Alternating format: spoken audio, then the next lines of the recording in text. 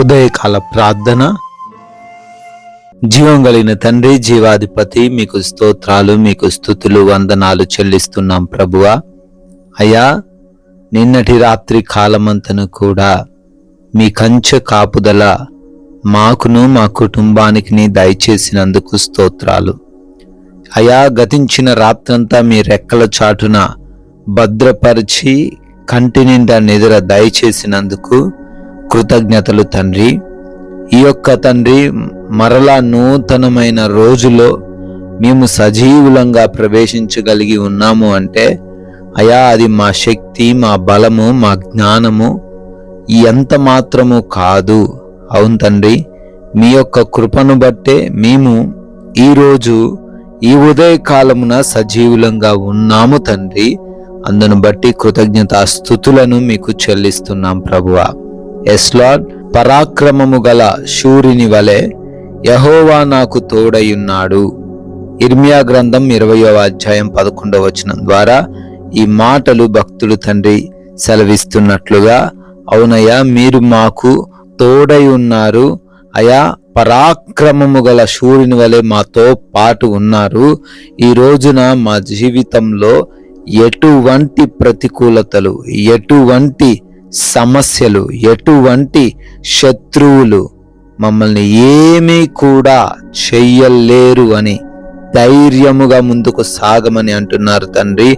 అయా, బలహీనులు మాతో లేరు, అయా శక్తిహీనులు మాతో లేరు, అజ్ఞానులు మాతో లేరు, గాని మీరు మాత్రమే తండ్రి పరాక్రమము గల అయా వ్యక్తి వలె మాతో పాటుండి ఈరోజు మమ్మల్ని నడిపిస్తూ ఉన్నందుకు మీకే స్తోత్రాలు, మీకే స్తుతులు, వందనాలు చెల్లిస్తున్నాం ప్రభువా.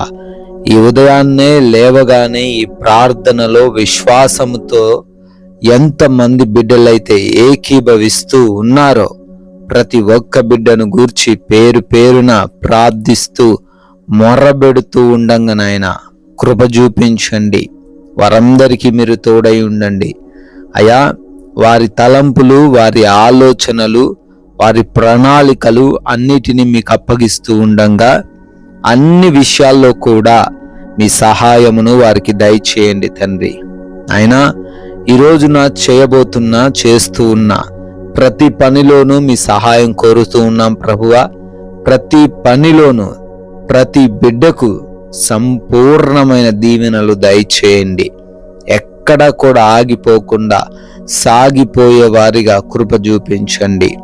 అపవాది క్రియల వలన, శత్రువుల యొక్క పన్నాగాల వలన ఏ బిడ్డ పని ఆటంకపరచబడకుండా సహాయము దయచేయండి నాయనా. ప్రభువా, జ్ఞానముతో, శక్తితో, వివేచనతో ప్రతి బిడ్డను నింపండి తండ్రి. నూరంతలుగా ప్రతి ఒక్కరిని ఫలింపచేయండి నాయన. అదే రీతిన ఈ రోజున చేస్తూ ఉన్న ప్రతి ప్రయాణమును కూడా మీరు దీవించి ఆశీర్వదించమని అడుగుతున్నాము. ఏ బిడ్డ ఏ ప్రమాదంలో, ఏ సమస్యలో, ఎటువంటి ఇబ్బందుల్లో చిక్కుకొనకుండా క్షేమముగా ప్రయాణించి అదే రీతిన సురక్షితముగా వారి వారి గమ్యస్థానములకు చేరు వరకు మీ కృప దయచేయండి తండ్రి. అయ్యా, రిపోర్ట్స్, చెకప్స్ అన్ని కూడా అనుకూలంగా మార్చండి. ఆపరేషన్స్లో మీరు తోడై ఉండండి. డెలివరీస్ విషయంలో మీ సహాయమును అనుగ్రహించండి తండ్రి. ఎగ్జామ్స్కి, ఇంటర్వ్యూస్కి ప్రిపేర్ అవుతున్నారు, వెళుతూ ఉన్నారు. మంచి జ్ఞానమును, జ్ఞాపక శక్తిని, కలవరమును తండ్రి తొలగించండి. బిడ్డలను మీరే నడిపించండి ప్రభువా.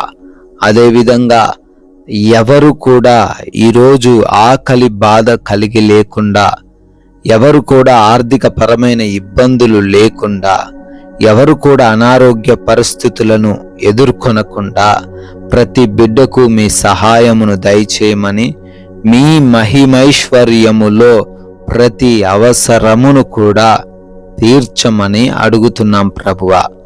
అదే విధముగా ఈ రోజున మా మాటలు, మా క్రియలు, మా తలంపులు, మేము చేస్తున్న పనులు మీ నామానికి మహిమకరముగా ఉండుటకు సహాయము దయచేయండి. ఎవరితో ఎటువంటి విభేదాలు, మనస్పర్ధలు లేకుండా ప్రశాంతంగా జీవించే కృప దయచేయండి తండ్రి. మీరు ఇచ్చిన ఈ సమయాన్ని సద్వినియోగపరుచుకునే హృదయాన్ని అనుగ్రహించండి నాయనా. గృహములలో బిడ్డలు ఒంటరిగా ఉంటున్నారు. ఏ దుష్టుడి కన్ను వారి పైన పడకుండా ఈరోజంతా వారిని భద్రపరచండి తండ్రి. అదే రీతిన లోకమాయలో పడిపోకుండా, అపవాది చెరల్లో చిక్కుబడకుండా, వాక్య జ్ఞానము చేత వివేచన కలిగి నడుచుకునే కృప దయచేయమని, మీ కృపను బట్టి బర్త్డేలు, యానివర్సరీలు ఈ రోజే సెలబ్రేట్ చేసుకుంటున్నారు. వారిని, వారి కుటుంబాలను దీవించండి నాయన.